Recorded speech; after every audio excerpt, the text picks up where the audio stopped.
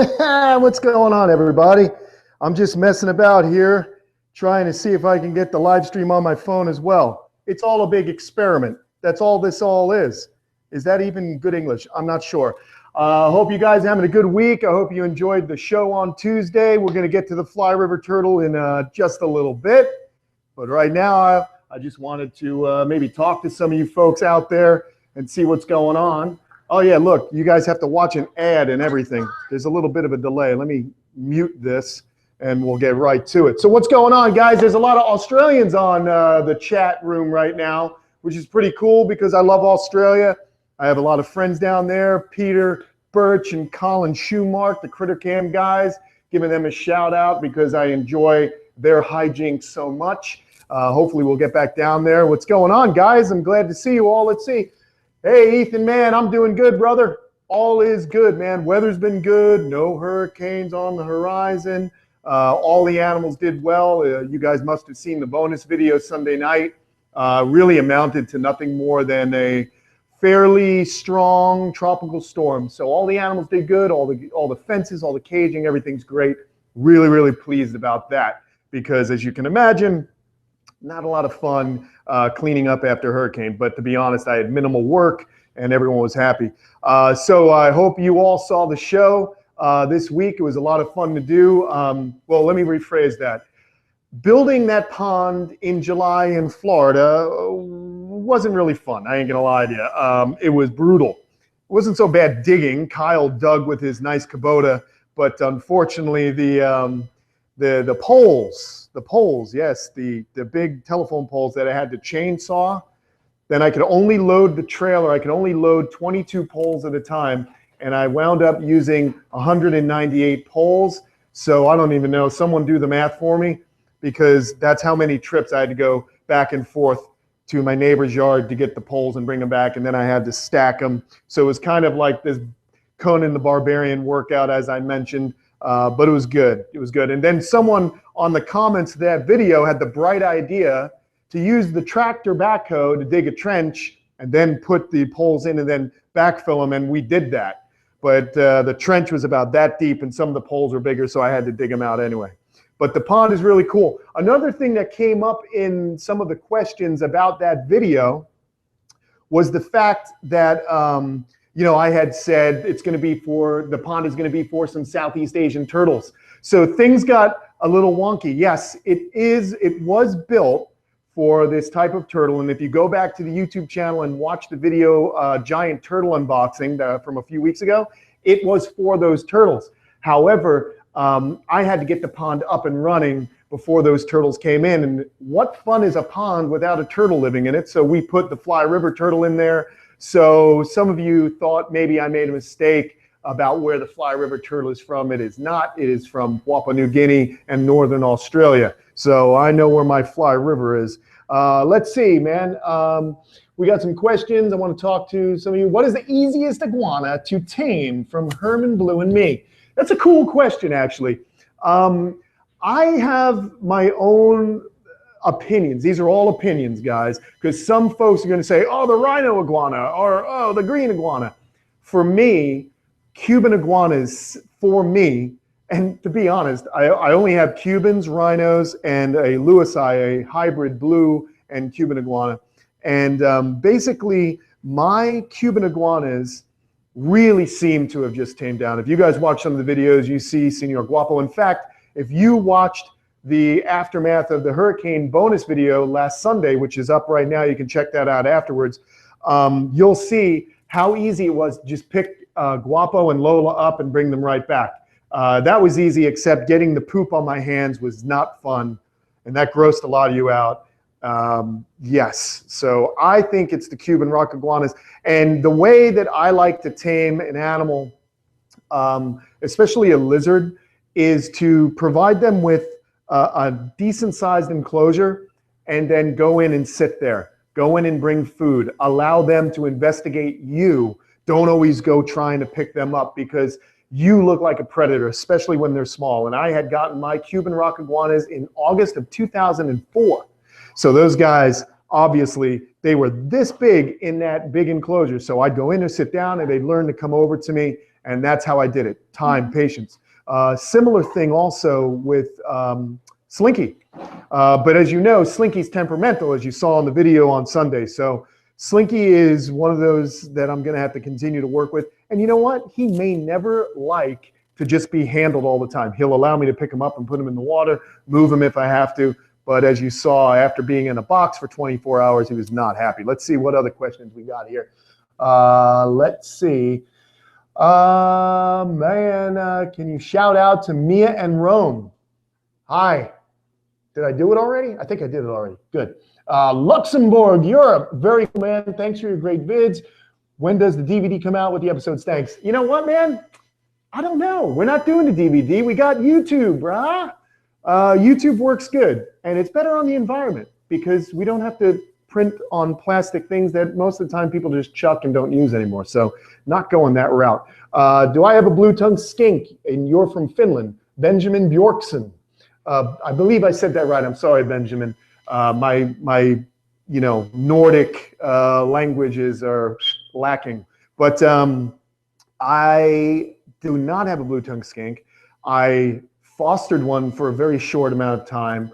I like them. I think they're great. But I think my buddy from down there near Sydney, Colin Schumark, he's the blue-tongued skink guy. Taliqua, you got to find him. Taliqua Freaks. Taliqua Freaks on Instagram. Good dude.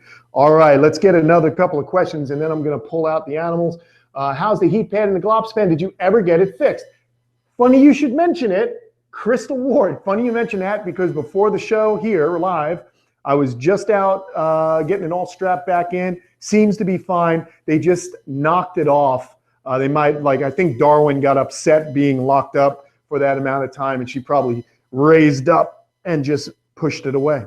All right, let's see. All right. This is Brian Rosado. How do you fill up a pond without the water draining through the soil? Good question. All right, so check this out. Here in Florida, we have a pretty interesting situation with the water table. Basically, where I live south was all swamp. South Florida was a low-lying, swampy kind of flooded meadow kind of area. So what happened is we came in, we cleared it, we built houses, but there's still what they call an aquifer or a water table also. So there's water under the ground, and all I have to do is dig down about 2.5, 3 feet, and water starts to seep up. So we dug that pond out, and within a day it was half full. It's really odd, but the water kind of just evens itself out. So if in some videos you'll notice I have the large pond at my house, the really big one, when I look at that pond, whether it's high or low, that's how I can gauge my water table. So when that pond is really high, I know that's as much as I have to dig somewhere else. So that's what we did with the new pond. We just dug it out. I ran a trench and ran the well water into it so I can then flood that pond as needed. I will usually put the well on maybe once or twice a week for a couple hours to help filter out some of the water that's not good, and then it replenishes it with some nice fresh water. All right, so here we go, guys. Let's start talking about the fly river turtle. I didn't grab the one out of the big pond, as you can imagine, or out of the new pond. As you can imagine, that would be very difficult to do. But I did grab the fly river turtle that we have living in Slinky's abode. I still don't have a name for him, man. But he is so awesome. I love this guy. And I'm going to switch between cameras, okay? So bear with me as we'll get some close-ups. But here he is right here. And as I mentioned earlier, they are called the fly river or pig-nosed turtles. Some of you already know this information. So if you see someone on the line asking a question, don't chew their heads off, all right? Be nice. Answer the question for them. We're a community here. We're all about educating those who just don't know as much or might be newbies, which is okay. So let's get a close-up. I'll show you why they call them that, the pig nose as well. I got to switch between cameras here. We're going to go right on to my FaceTime camera. And blammo, there he is. So how cool is that? Really cool close-up. You can really see this animal, why he gets that name pig-nosed turtle. Very, very cool. I really love these animals because, you know what, guys? As far as having an animal, I think it's also been a dream if you're a turtle nerd to just watch these things, these animals swim. And when you watch marine turtles or sea turtles swim, they're so graceful and they have such a different way of actually maneuvering through the water, and the way they have the locomotion is so much different than a freshwater turtle.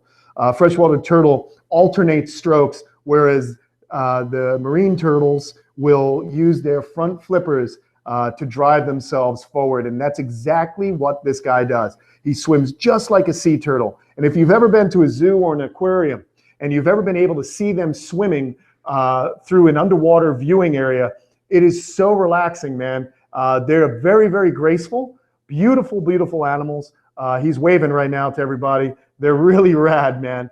He's just getting a little, oh, he wants to move a little bit, and I got to hold on to him. And you'll see they'll start flapping real hard. There he goes. See?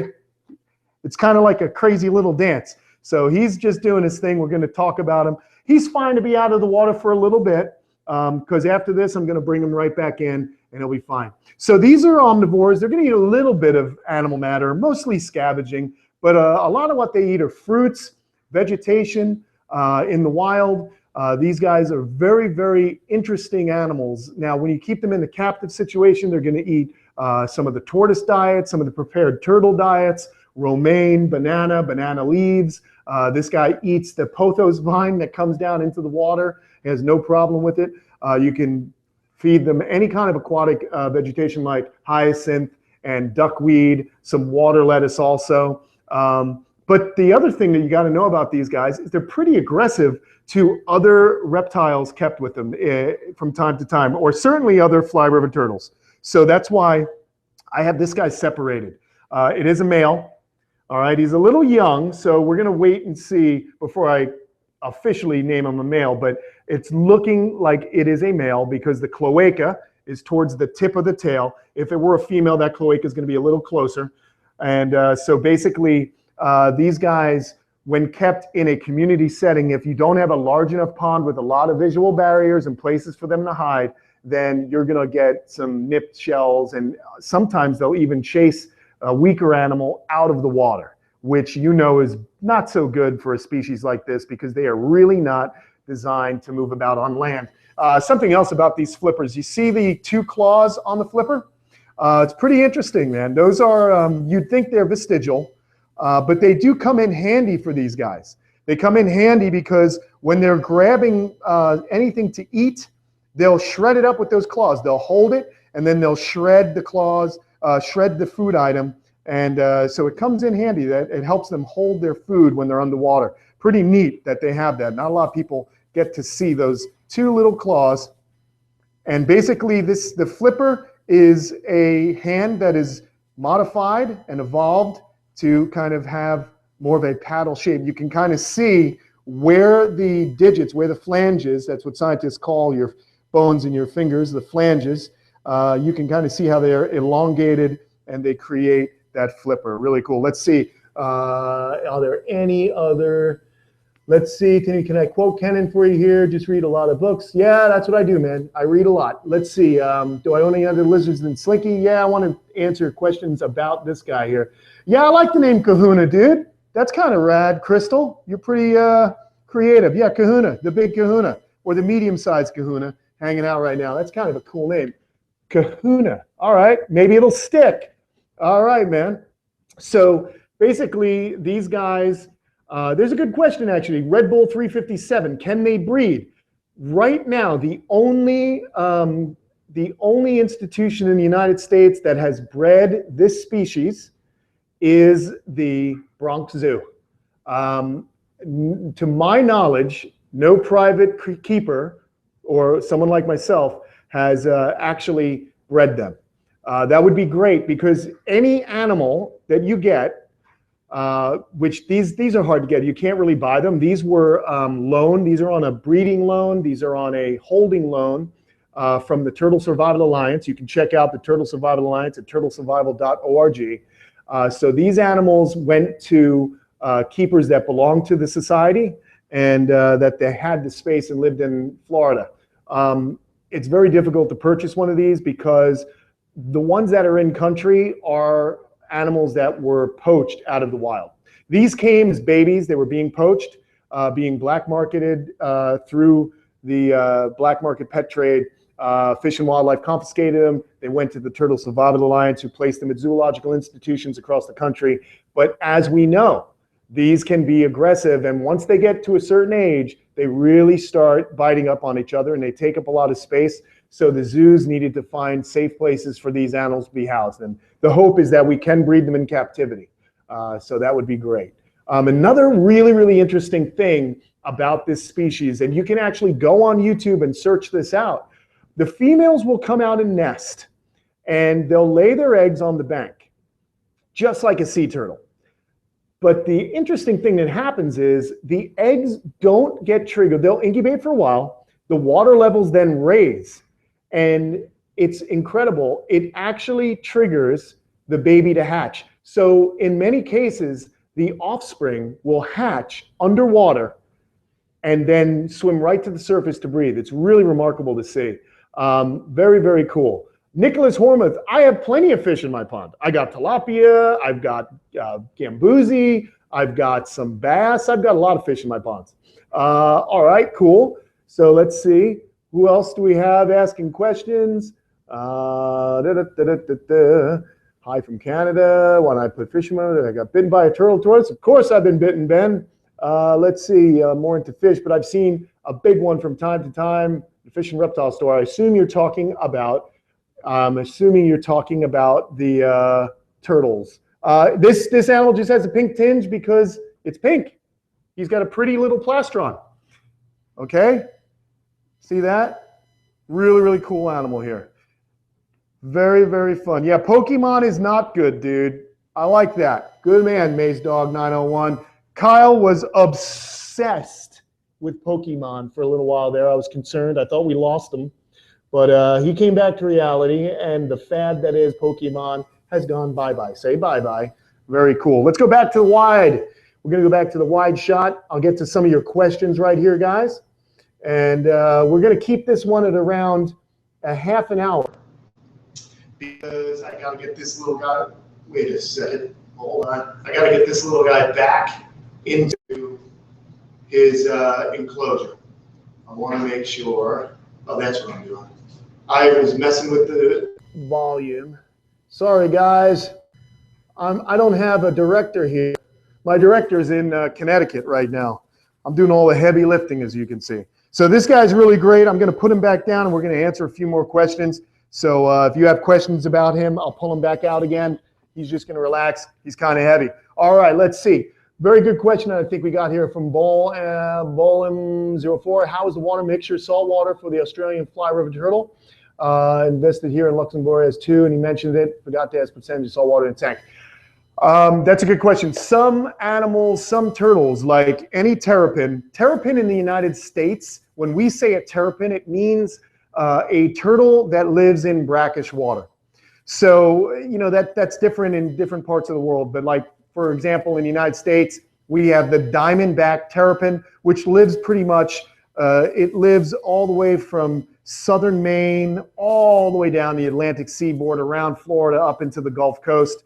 That is a brackish water animal that does have some salt in the water. So if you get a wild-caught animal that, not these, because these were babies now when they came in, but if you get a wild-caught terrapin and you just put it in fresh water, you're going to notice it's going to develop a fungus on its skin. So to help combat that, you add a little bit of aquarium salt. I don't know the exact percentage. You just want to bring the salinity up a little bit, and that helps the skin. However, if you get babies and you raise them up in fresh water, you are less likely to have those problems. In fact, I personally have never had them. Once you raise the offspring up in fresh water, they can stay in fresh water their entire lives. Okay, let's see. Do I still own 2 alligators? No, I do not. They went back to the sanctuary. I do have, with the sanctuary, I used to have my own crocodilian permit. Here in Florida, you have to have different permits to possess certain species of wildlife. I had my class 2, but I don't really need it anymore. Class 2 permit. I work with the sanctuary, so I get to work with gators with them under their permits, and I also get to work with Kyle. So I don't really want to have any big gators here because my property is smaller, smallish, And yeah, I can just go a couple miles down the road and see Kyle, to be honest. Kind of spoiled. All right, let's see. How do I fund my animal endeavors? That's a good question, Timothy Snipes. I used to have my career in BMX and in announcing, which is why some people think I'm good at yapping endlessly about things. But I did a lot of that. I still do some TV. Last week, pretty excited, got to fly up to Nantucket, went on the OSearch research vessel. So I do get to do fun things. So I'll do some voiceover work. I'll do some television work from time to time. But mostly it's now this is becoming the business. It's Kamp Kenan now. What we're doing is we're putting out these videos because we felt there's a need that people want to learn. And so much of the stuff that's on TV and even on the internet is kind of ridiculous. You know, I want to have fun. I don't want to just like, you know, I want animals to be represented the best way possible. I want us to have a good time, and I want people to learn because that's going to help everyone. So we're funding it now through various means. The exciting thing that I can actually begin to tell you is the Kamp Kenan store is officially open, guys. So one of the ways, if you're interested, if you like the videos, you want to help out, we do have, shameless plug here, we got some new Kamp Kenan shirts, man. I'm pretty pumped on that. So we have them in black, we have them in the sand color, and we have them in military green. I believe it's small, medium, large right now in XL. But we are going to start doing it. It was basically a test. We didn't know if anyone would really want to get involved and do that, but it's been amazing. Like, we've been getting orders all week. Very excited. We did a smaller order this time, but it looks like we're going to have to get more shirts because they're going fast. So if you guys are interested, please check out the description. There is a link in the description where you can go check out and order a Kamp Kenan shirt. And that's how we're trying to support the videos so that we can go further, do more exciting adventures. I mean, my backyard's fun, but personally for me, guys, I want to go. I want to get out there. We want to go to Africa. We want to go to India. We're going to Costa Rica. We're going to South America. We have a lot of really cool, fun shows planned, and we're excited to bring them to you because I've been fortunate enough to have met some really great animal people over the course of my time working with the Turtle Survival Alliance and the Turtle and Tortoise Preservation Group and the Bush Wildlife Sanctuary, that I'm now able to really kind of meet people that live and do conservation all over the world. So we're going to be doing more of that, more, as the nerds like to say, in situ work. In situ means in the environment, in the situation, basically. It's Latin. Look that one up. So you learn here, guys. Let's see, what else do we got? Hey, Kenan, Michael Pogmore. Hey, Kenan, are you a fan of David Attenborough? Love your work. Thank you very much. And how could I not be a fan of David Attenborough? Guys, growing up, I'm kind of old. Don't tell anyone, all right? But I remember the 70s, if you can imagine that. I have recollection of the 1970s, and basically there was Carl Perkins, who was this Mutual of Omaha's Wild Kingdom back then. You know, guys, it was so funny. Those programs were on in prime time on NBC, on ABC, on CBS. That's what entertainment was. People were getting an education. Nowadays, it's the Kardashians. Whatever, dude. We're trying to do things on our own on the internet. So David Attenborough is a hero of mine because he is just an incredible naturalist. And he was a great communicator, right? Steve Irwin, Jeff Corwin, all those guys were definitely influences on me because they had a passion. They got out there and they're good communicators. It's about being able to talk to people. I say this so many times, and I don't want to sound like, you know, an after-school special for some of the younger viewers out there. It's so important not to beat each other up if you don't know. It's okay not to know. I don't know everything. You don't know everything. Be nice to people on these comments because someone's getting into it for the first time. The more people we have that feel comfortable asking questions, the more they're going to learn, the more they're going to ask. A true intelligent person asks questions. Just remember that. That's for the younger guys out there. When did I start to do Kamp Kenan? I started to do Kamp Kenan in like earnest, I guess now 4 years ago, I think. You know, and the funny thing about Kamp Kenan, my name is Kenan, right? It's funny because some people will say, hey, Kamp, whatever. But yeah, so my name's Kenan. And I had some friends, and I was doing this action sports event called the Do Tour. And we would travel all over the country, and the finals were in Orlando, which isn't far from my house. So some of the people from my work, you know, my co-host, Pat Parnell, and some friends of mine that were producers came to visit my house. And they knew that I lived and worked at Woodward Camp up in Pennsylvania, the world famous action sports camp. And so when they came to the house, they were like, man, this place is like camp. It's like Kamp Kenan, because I guess there was so many fun things to do here. So that's how the name came about, and it just stuck, and we're doing our thing and, you know, having a good time, guys. Let's see, what else? Yeah, Ryan Siegel, what's up, man? Can you do a Cuban rock iguana care video or just go over basics here? I can't do it today, but that's going to be something I'd like to do. Guapo is an awesome animal. I can pull him in here. We'll definitely do something with Guapo in the weeks and months and years to come, man. Let's see, Gridlock. All right, no. How many of your hats come from other countries? Live 3 Mind. Let me tell you, I love these. Oh, excuse me. I shaved my head, man. I didn't want to show off that balding head. I'm just kidding. I don't mind. I'm starting to look more and more like a turtle every day. But yeah, basically, I wear two kinds of hats, with one being my favorite. So Akubra, the company Akubra, out of Australia. Great hats. I just love the way they make them. I like their styles and shapes, and they're functional, man.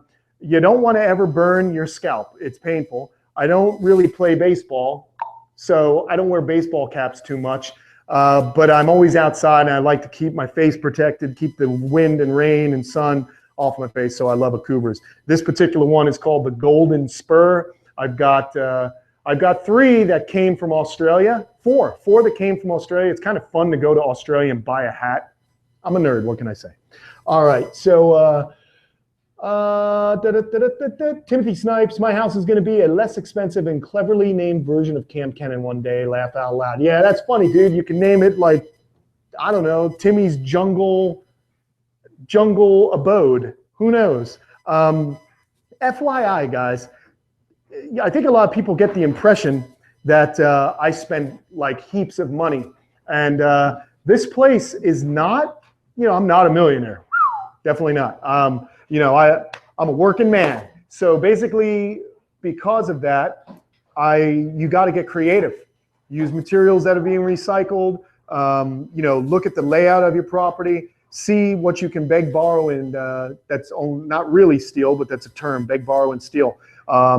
Just use materials that are being recycled, and you can really save a lot of money. In fact, true story here, when I stopped doing a lot of TV work, income went down. However, the camp expanded because I had more time.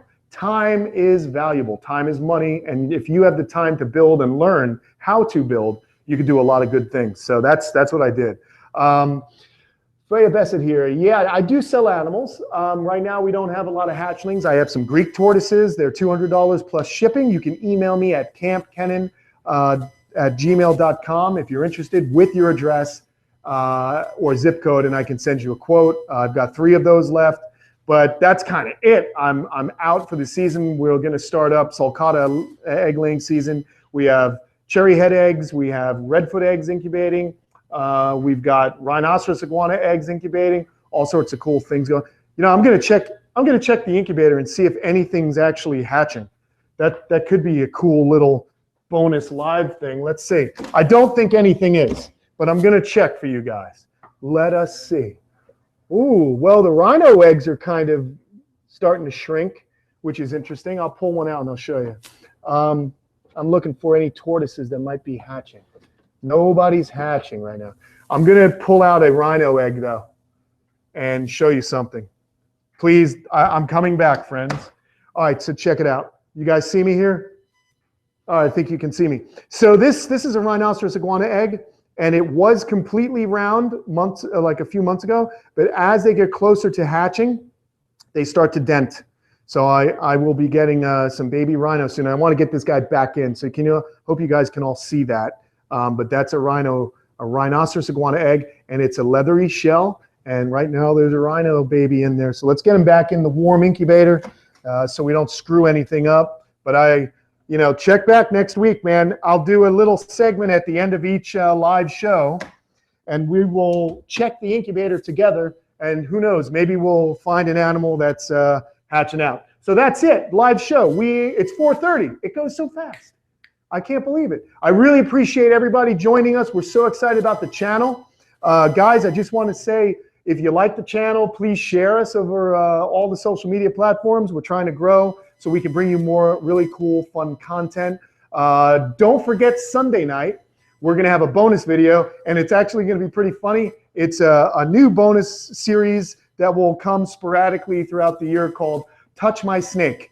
And Touch My Snake is all about getting people to stop being afraid of snakes. And the first episode airs Sunday with my good buddy, Travis Pastrana. He came a couple weeks ago to visit the camp. We hung out. He brought his kids and his wife, Lindsay Hawkins Pastrana, two good friends of mine. So watch that on Sunday. It's going to be going up on the channel Sunday. Also, don't forget to follow me at Kamp Kenan on Facebook and Instagram. A lot of bonus content gets put up there. I answer questions. I do try and answer the comments, guys, but sometimes it's so much and I'm doing so many things. Usually I answer it when I'm going to the bathroom, which might be TMI for you, but sometimes that happens. Gotta go, you gotta go. It's a good place to do work. So follow us along on Instagram and Facebook.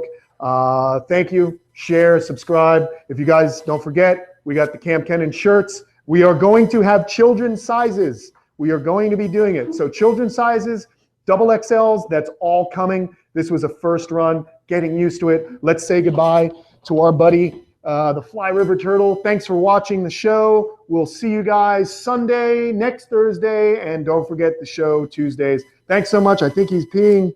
Yeah, he peed. Okay, good time to go and put this guy back. All right, guys, we'll see you soon. Thanks so much for everything. Thanks for visiting me here in the Kamp Kenan studio. So long.